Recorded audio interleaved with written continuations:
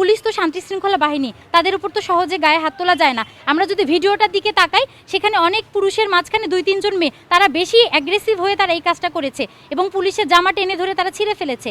এই কাজগুলো তারা কোথা থেকে সাহস পেয়েছে? শাহবাগীদের ষড়যন্ত্র আমরা কেন বলছি? কারণ আপনারা জানেন, বাংলাদেশ কারো একার না, বাংলাদেশ সবার। বাংলাদেশ আমার যেরকম প্রত্যেকের, বাংলাদেশে যারা জন্মগ্রহণ করেছে বাংলাদেশের প্রত্যেকটা নাগরিকের অধিকার আছে বাংলাদেশের সব বিষয়, বাংলাদেশের ভিতরকার যত ঘটনা ঘটে সব কিছুতে ইন্টারফেয়ার করার। কিন্তু বিষয়টা হচ্ছে এখানে ষড়যন্ত্র।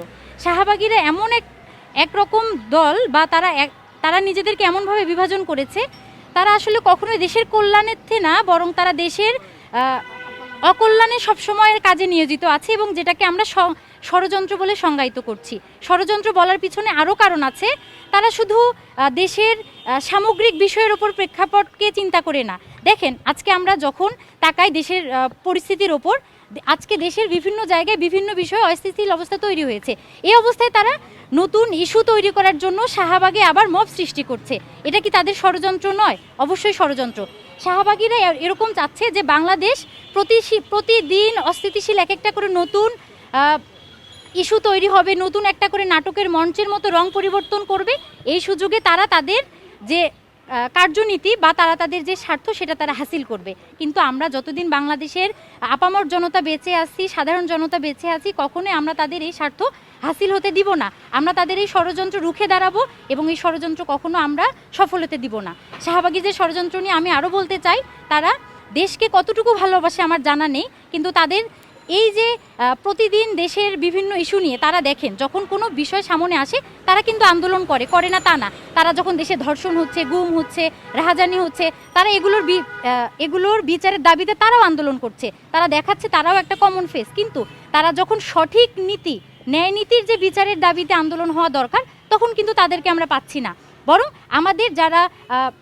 আমাদের সহযোগী, সহযোদ্ধা, আমাদের যারা পুলিশ প্রশাসন আছে, সাংবাদিক, গতকাল আমরা তো জানি, আপনারা প্রত্যেকে জানেন, যেহেতু আপনার নিউজ মিডিয়া আপনারা নিজেরাই, তারা কিন্তু কি করলো, পুলিশের গায়ে হাত তুলেছে। এখানে উভয় পক্ষের দোষ আছে, কিন্তু বিষয়টা হচ্ছে পুলিশ তো শান্তি শৃঙ্খলা বাহিনী, তাদের উপর তো সহজে গায়ে হাত তোলা যায় না। আমরা যদি ভিডিওটার দিকে তাকাই, সেখানে অনেক পুরুষের মাঝখানে 2-3 জন মেয়ে তারা বেশি অ্যাগ্রেসিভ হয়ে তারা এই কাজটা করেছে এবং পুলিশের জামা টেনে ধরে তারা ছিঁড়ে ফেলেছে।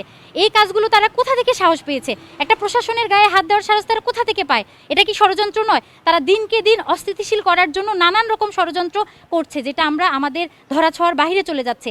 তাই তাদের এই ষড়যন্ত্র রুখে দেওয়ার জন্য আজকের আমাদের এই প্রতিবাদ মিছিল। আমরা এই মিছিলের মাধ্যমে জানাতে চাই, আমরা বাংলাদেশকে ভালোবাসি। আমরা জুলাই আন্দোলনের মাধ্যমে দেশের নতুন একটা পরিস্থিতি তৈরি করেছি। আমরা চেয়েছি দেশের সার্বভৌমত্ব টিকিয়ে রাখার জন্য দেশের ন্যায় নীতি প্রতিষ্ঠা হবে, দেশে হচ্ছে ইনসাফপূর্ণ একটা রাজনীতি কায়েম হবে, দেশে সবাই সবার মতো রাজনীতি করবে, সবাই সবার আলোকে রাজনীতি করবে, কিন্তু সবার কথা বলার অধিকার থাকবে, সবার মতামত প্রকাশের অধিকার থাকবে, সবার স্বাধীনভাবে চলাফেরার অধিকার থাকবে, সবার স্বাধীনভাবে সব জায়গায় ঘোরাফেরার অধিকার থাকবে, কিন্তু কেউ কারোর উপর হস্তক্ষেপ করতে পারবে না।